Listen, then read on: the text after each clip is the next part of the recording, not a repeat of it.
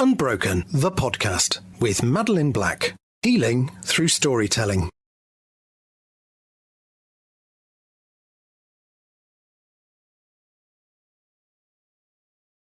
Hello and welcome to Unbroken, the podcast with me, Madeline Black, where I am speaking to amazing people that I have met along my own journey, people that have transformed their pain into something positive, and they are now making a difference for other people. Today, my guest is Jo Berry. She is an inspiring speaker who works to resolve conflict around the world. 16 years after her father was killed by an IRA bomb, Jo first met with the man responsible, Pat Magee. This initial 3-hour meeting led them to speaking on over 300 occasions on a shared platform around the world. Their unusual relationship has been told in the BBC documentary Facing the Enemy, was featured in the film Beyond Right and Wrong, and inspired The Bomb, a play by Kevin Dyer. The founder of the charity Building Bridges for Peace, Jo advocates that unbounded empathy is the biggest weapon we have to end conflict. With political, religious and racial divides deepening as global and local events unfold, her words offer a message of hope and encourage us to see the humanity in others. She is frequently invited to address international conferences and seminars on themes of humanitarian aid, conflict resolution and human rights. She has worked in areas of conflict, including Lebanon, Rwanda, Ireland, Palestine and Israel, as well as throughout the UK. She has spoken in venues throughout this country and joined panels and discussion forums on radio and TV. Over the last years, Jo has developed workshops in schools with youth groups on topics of conflict transformation, storytelling, becoming positive change makers and challenging violent extremism. She is a TEDx speaker and a visiting fellow with the University of Nottingham. She is also trained as a restorative justice facilitator and is an advocate for restorative justice around the country. And Jo is currently busy writing her book. So welcome, Jo, to the show. So lovely to have you on. How are you doing? I'm doing really well, and thank you for inviting me. Absolute pleasure. So the first question that I ask all of my guests is, what does the word unbroken mean to you? Unbroken gives hope that after being broken, we can heal, we can recover, something can be restored. So it's an optimistic, hopeful word. I really like that definition. So can you take us back to that date, the 12th of October 1984, when you first heard about the bomb going off in the hotel in Brighton?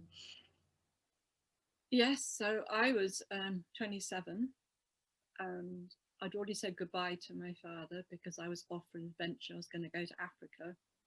And when I heard the news a bomb had gone off, I had to wait about 8 hours before they heard that they'd found my dad's body. And it was the IRA who said they were responsible. Now, I grew up in London with the IRA planting bombs around, but it never occurred to me that I would be affected. And I didn't just lose my dad in that bomb, who I was very, very close to, who I adored, but I lost the part of me that was a free spirit. Mm-hmm. Because now I'm part of a war. I have an enemy. Someone has killed my father. A terrorist organization have targeted him. And so because I lost so much, 2 days later, I made a decision, a commitment to myself. I am going to find a way to bring something positive out of this. I'm going to find a way to not have an enemy and understand those who'd killed my father. And so a journey started. Which is quite extraordinary to think you took that decision just 2 days later after the death of your father. For people that don't know, we didn't mention that he was an MP attending the Tory conference that was taking part at the hotel. 2 days later, you were able to make that decision. How were you able to do that? It was the extent of the pain and the feeling completely lost. I'd been thinking for many years before then about peace and what peace meant. And to me, peace was about the inner world, about meditating. But now I'm in touch with the real world. That's how I saw it, where bombs go off, where people are killed. So I had a choice. Do I give up on the person I had been? Do I give up on my dreams? Do I stay affected by this in a negative way forever? Do I stay a victim? Or do I find a way to transform it? Now, I didn't know what to do. My emotional intelligence was zero at that time. I didn't know how to even feel. I actually suppressed a lot of the pain because my body just couldn't take it, couldn't understand it. And at that time, there was no support. There was nothing. No one said to me, "Oh, Joe, whatever you're feeling is really understandable," which would have been a huge gift. So though I had a direction, I was really clear about that. And I actually travelled to Belfast in '85, and some of your listeners might know and some might not, but Belfast at that time was like Beirut. It was like a war zone. There were British tanks on the streets. You couldn't go into shops without having your bag checked. There were bomb scares. There were streets where every house had been bombed. It was very different from peacetime London. And I travelled in areas where even to be English was a threat, because it was Republican areas. It was the areas where the IRA came from. But there was something about me that was like, the worst has happened. I'm going to go and meet people who will share their stories with me and help me understand. And it took you many years, didn't it, to meet the man who actually planted the bomb, Pat Magee? It wasn't in these first few trips. It was many, many years later, wasn't it? Yes. So the idea of building a bridge came a few months after the bomb had gone off, where I'd ended up sharing a taxi with a complete random stranger who turned out that his brother had been in the IRA and had been killed by a British soldier. So we came from different sides. This was a man that was from Northern Ireland, wasn't it? Yeah. It was an extraordinary miracle, and it gave me this idea of building bridges, that even if no one knew, I could build a bridge across the divide, and that is seeing someone who could be my enemy, as a human being. So with the peace process, the political prisoners were released from prison. That was part of the peace process. And I remember turning on the TV one day, and there was only one person ever charged for planting a bomb at the Grand Hotel, Patrick Magee. And I saw him coming out of prison. I had no idea. And I'm looking at the TV and thinking, how can this be? He's free. My dad can never come back. This isn't fair. I was angry. But then I thought, this is for peace. This means less people are going to be killed. So I welcome this. And then the idea kind of switched on.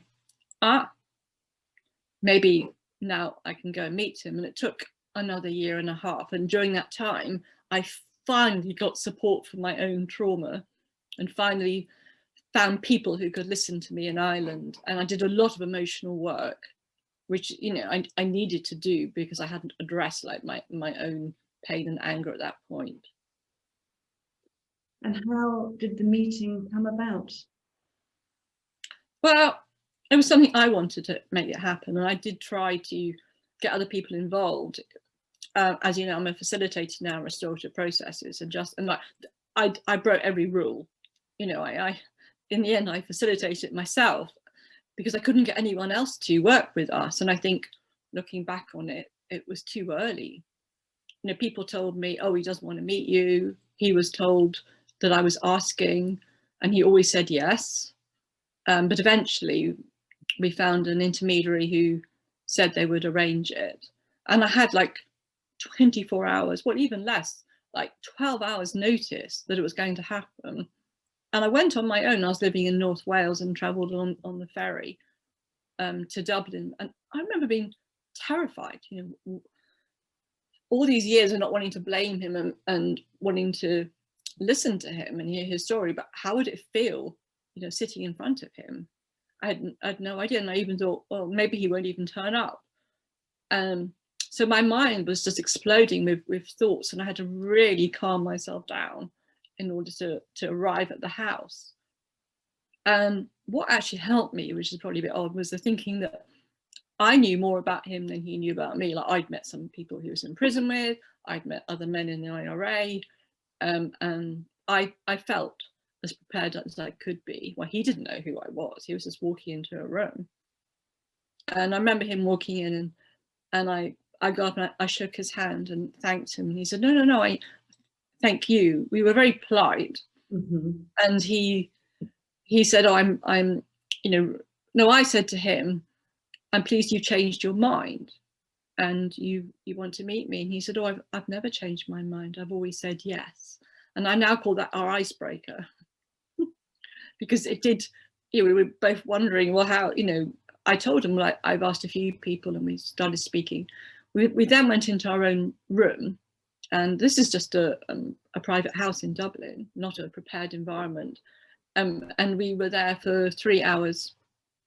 And if you felt stressed, he must have felt stressed as well, meeting the daughter of the man that he had killed. Yes. I don't think he realised that till he was at the doorstep, when the enormity of what he was going to do touched him. And I didn't meet him to change him. I was quite clear about that. I didn't even need an apology, because that wouldn't bring my dad back. I was quite clear that what I needed was to look into his eyes and see him as a human being. That was all. So he started off, I had quite low expectations of what he would do. I knew he'd come and justify, and that's actually what he did. He came with political righteousness. We were the oppressed. Your dad represented the power, and we had no voice. We tried non-violence, but the violence kept coming to our community. So he was coming from as a victim, and we were the oppressed.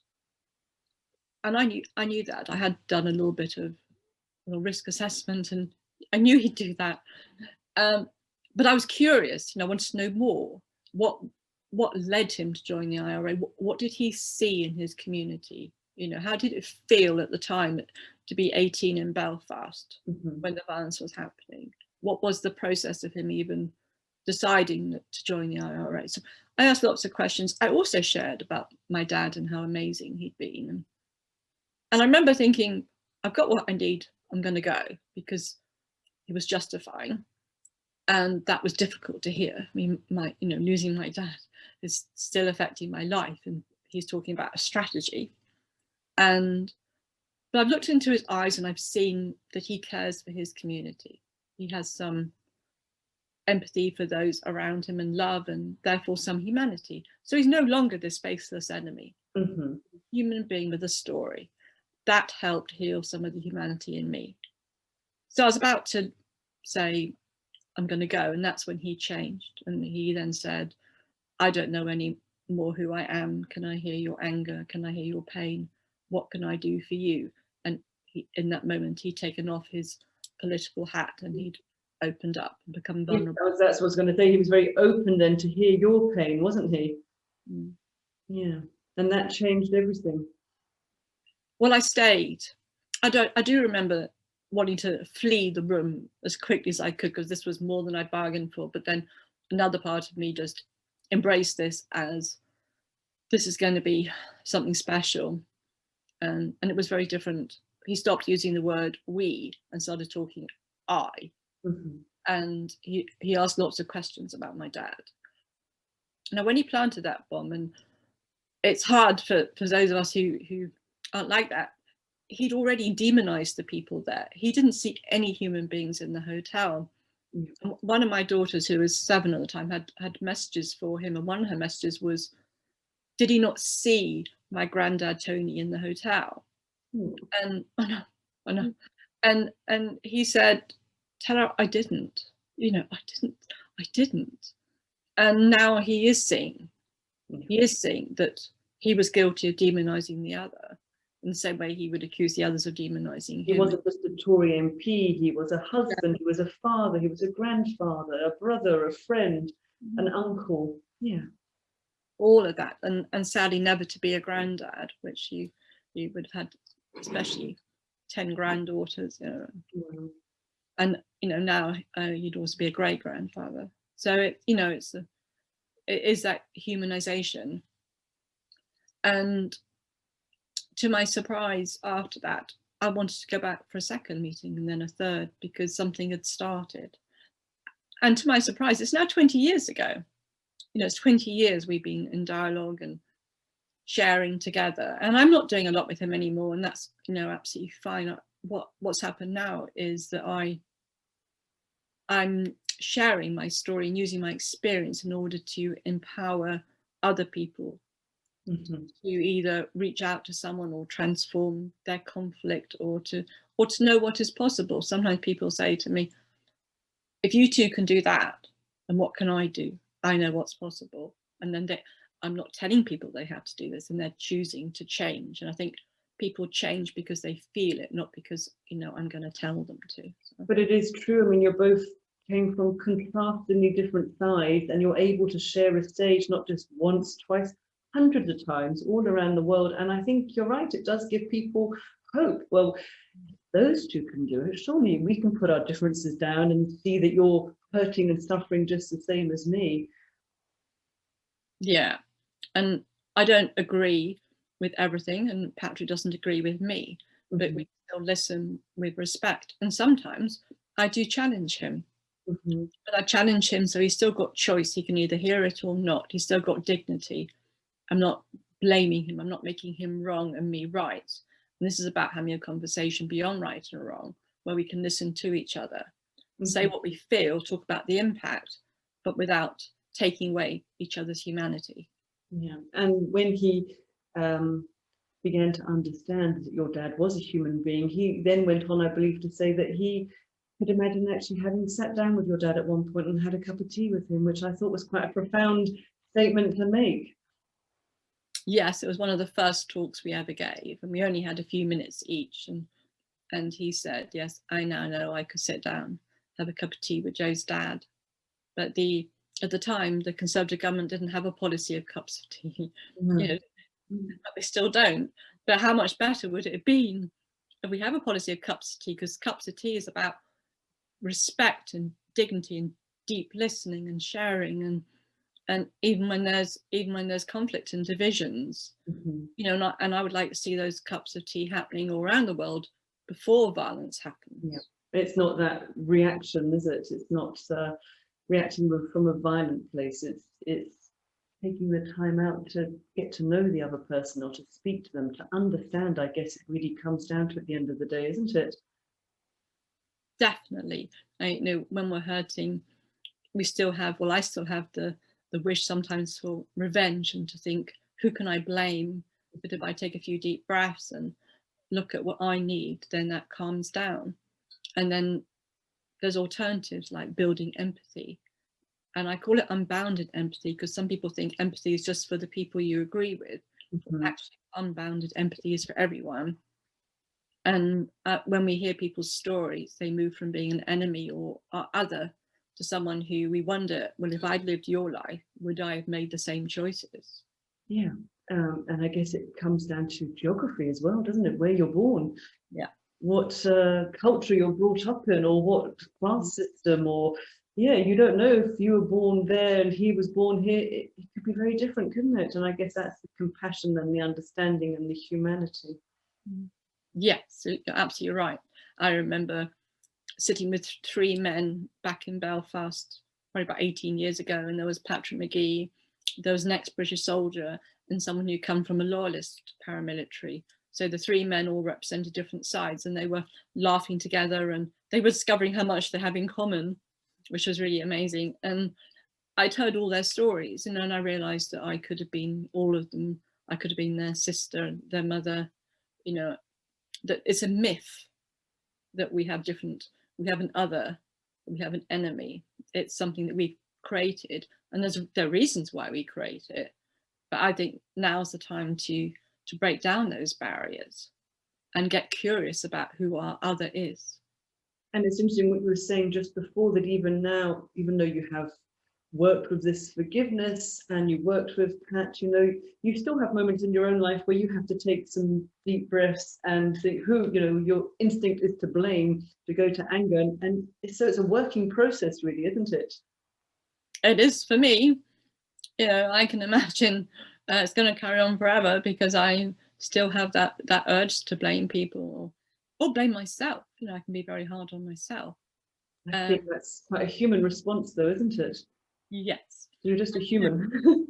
Quite often when I'm speaking in schools or whatever, people say to me, or recently I had a workshop that I facilitated, and someone came up to me and said, sent me an email, said, the best part was when I shared the times I'd blamed, you know, and I got judgmental, and that helped her because she had no idea she had to be kind of superhuman.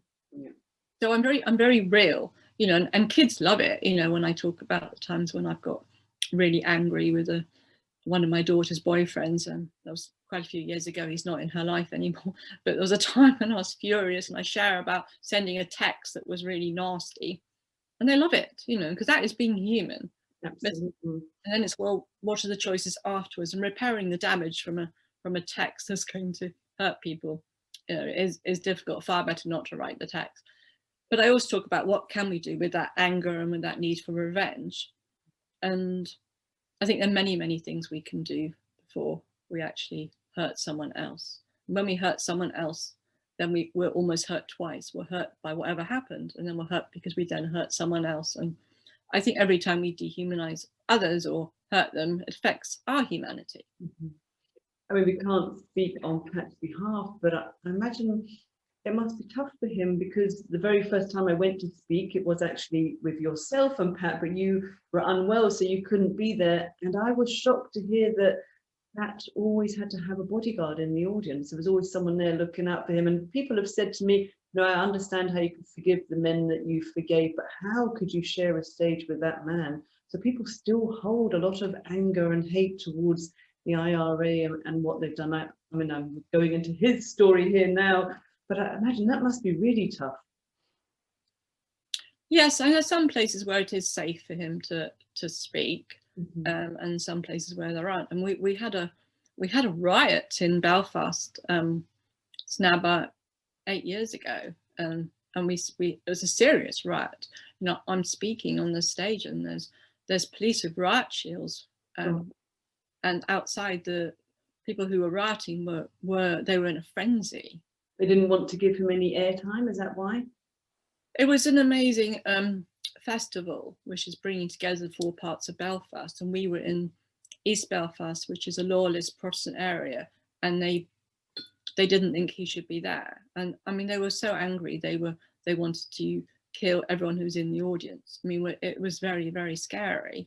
But what was interesting, so we were surrounded by the noise of violence and the frenzy, but inside we had people from all sides of the conflict, all sides of Belfast. And there was an incredible sense of deep listening, reflection, empathy, because of what was going on outside. And we had paramilitaries from both sides. You know, we had victims.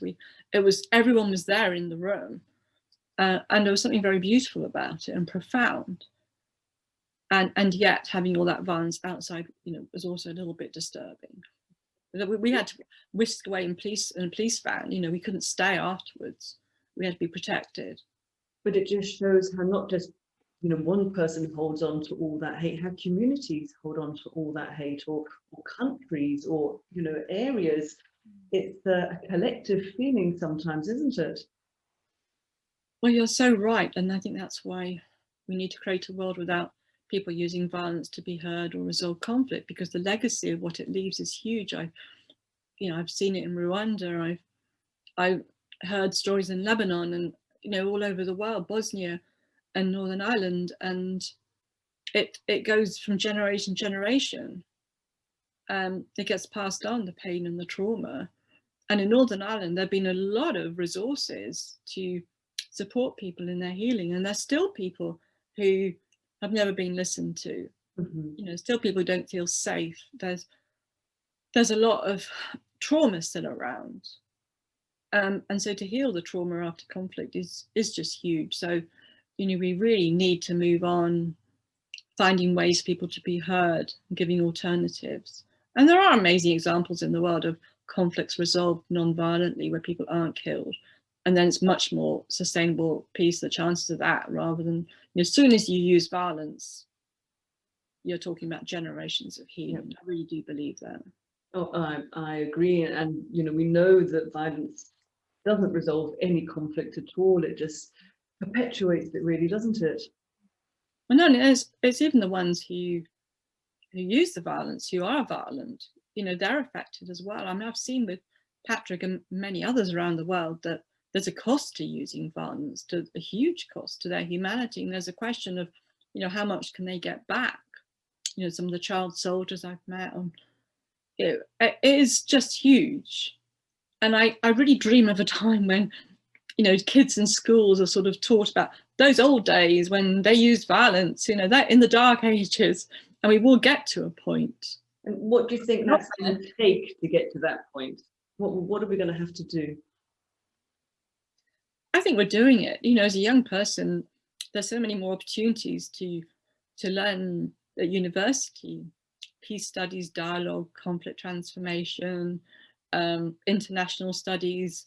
A lot of the young people who I work in schools, they go on to study the most amazing degrees. There's programs around the world for young people, bringing together. I mean, one of the things I think is so important is for young people to meet the people who would represent their other, and I'm doing quite a lot of work in that as well, so that they understand. It was amazing. I do a lot of work, I have done in Palestine and Israel, and there's amazing work bringing together young people from both sides to see each other as human beings. And I think there's a lot of hope around. Social media is often seen as something negative, but actually there's so much potential for these meetings to find out, to learn different ways. Yeah, if it's used for good, it's brilliant. It can unite and you've got the same shared purpose. But I'm wondering if we should really start in schools to teach empathy, like maybe from nursery, from a really, really young age, have an empathy class. But you know what, there are people doing this. Oh, wow. I don't think it's come to Scotland. Oh, are you sure? Because I found the people in Scotland, there's so much work in being trauma aware and within the school systems. I mean, to be part of the curriculum.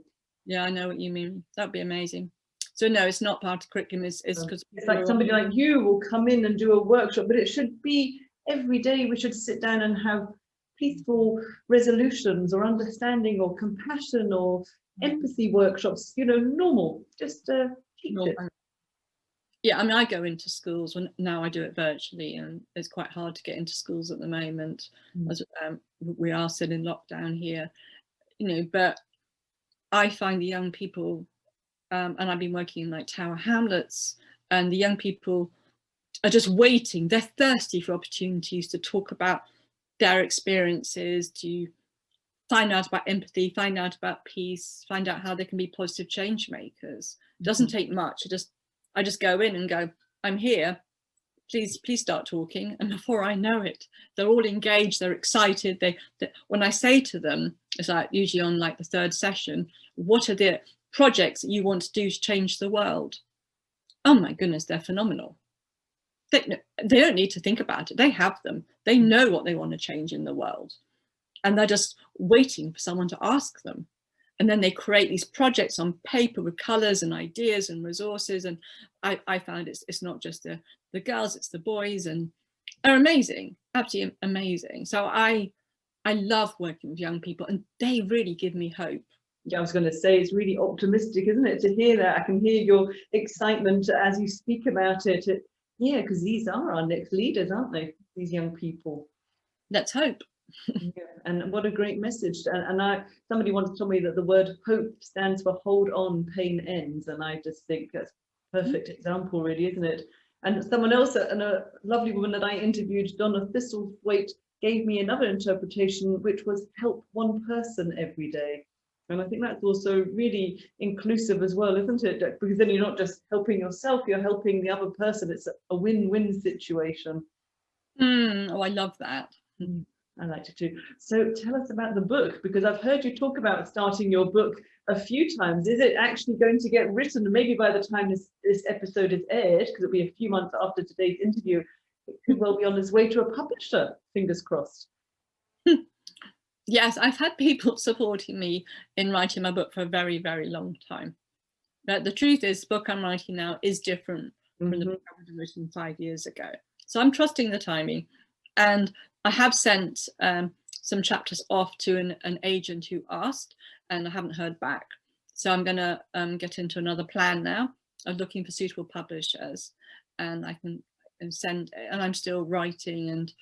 And actually, Patrick Magee's book will be published by the time this goes out. So he has written his book. Okay. And that's quite a motivation for me, because I feel like we need both books. Yeah, it would be brilliant to see them sitting as book neighbours side by side on a bookshop. It would be just perfect. Have or hopefully a joint book launch or something. It would be actually amazing timing. And have you had a chance to read his book, or do you know what it's going to cover? Yes, and I wrote a foreword. It took me about 10 versions before I felt happy with what I'd written. I went through quite a process myself in writing the foreword. What was coming up for you that it took so many times to write it? I could also see the part of him that's very political in the book, that is still coming from a position of we had no other way. Mm-hmm. We had no other choice, and I found some of that quite hard to read. But he also has 2 or 3 chapters of writing with me, and he does talk about the cup of tea, and he's very open in those ones. So at the end of it, there's a lot of hope of how he sees Northern Ireland. So it was an interesting process for me to read it and process the fact that I was a little bit triggered by some of the political justification, and it was more about how other people respond to the book. Yeah, because I do like to think we always have a choice. Actually, there are always choices. It's not just one way. There's many ways, you know. So when you hear somebody say we didn't have a choice, and that obviously led to the death of your father and other people that day, that is hard to hear. Yeah, and I think a lot of people feel they haven't got a choice, but that gives them almost permission to do things. But then there's the question: how do people arrive at a point where they have no choice? Mm-hmm.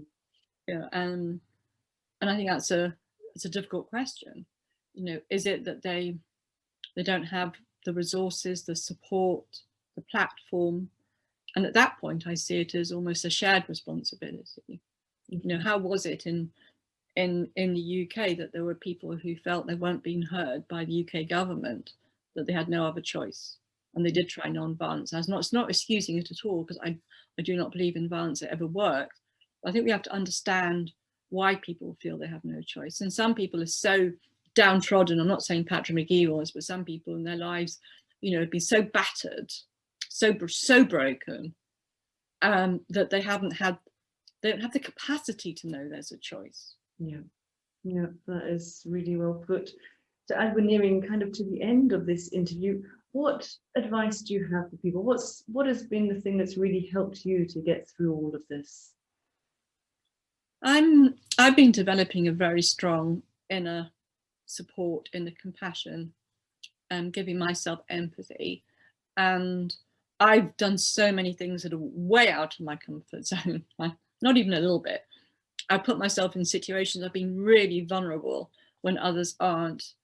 I feel like I've challenged some of the deep structures in our society by making friends with my enemy, who there was a time when he was the most demonized, hated terrorist, using that label, that we had. So I've had all sorts of reactions and challenges, and I've challenged myself as well. So in order to really be bold, to stand up for what I believe in, and I am passionate about, that we all have the capacity to be positive change makers. To do that, we need to be really gentle and supportive with ourselves. So I've developed a way of telling myself I'm doing well, I'm doing okay, and giving myself that self-empathy. You know, I really understand right now, you know, this is scary, but it's okay, I've got your back, I am safe. And so to develop that in a just very, very loving way of speaking to myself. And that was not how I was raised. You know, I had to learn this quite late in life. But it sounds like becoming a really good self-supporter and self-cheerer, you know, cheering yourself on. Supporter in 2 words, 2 ways, you know, there's 2 meanings to that support emotionally, but supporting yourself, cheering yourself on. Yes, that's a really good way of putting it. I'm quite often on my own, and you know, it's now the year before last, I would have traveled to South Korea, India. I would have, you know, been to many countries like on my own. And if I didn't have that way of cheering myself on, you know, because things can be tough, You know, my life is not always going to be easy on a plateau. I'm a very emotional person, have physical challenges, so I can feel quite difficult, but I can cheer myself on, give myself that encouragement, and that allows me to do more in the world to create peace and to find a way where the humanity of everyone is seen. But it just shows you us really that attitude is everything, isn't it, really? What we tell ourselves. So what are you working on right now, Joe? I know you were talking about you've got some courses, online courses, because as we're recording, we are still in lockdown. Hopefully, when this is aired, we might not be, but I know you're doing some online courses at the moment, aren't you? Sharing your experience and your wisdom. Yes, I mean, people can go to my new website and they can see, because the ones I'm doing now won't be relevant when this is going live. I'm also doing, I'm calling them flash Zooms, where I'm just creating spaces for people to come in and say how they're feeling, and really asking that question. Whether they'll still be happening, then I don't know. But I'm looking at giving a lot more talks and workshops online, and it's all about creating a very safe place for people to be open and vulnerable and share, and then look at how they can have their inner resilience, build their self-esteem, have that conversation, learn conflict transformation, everything restorative. And I'm still doing my work with young people, which I love. So there's a couple of schools I'm working in at the moment, and that's extraordinary. Sorry, what is your website? How can people get in contact with you to find out? The charity is buildingbridgesforpeace.org. My personal one is joe-berry.com.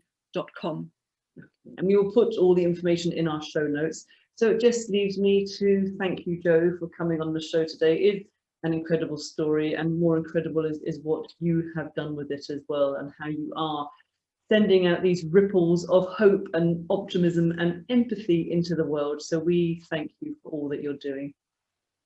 Well, thank you. And it's an honor to be friends with you and to be in touch and know you're doing amazing work. Unbroken, the podcast, with Madeline Black, playing now on all the main platforms, including Apple Podcasts, Spotify, Stitcher for Android, Google Podcasts, Amazon Music, iHeartRadio, and here.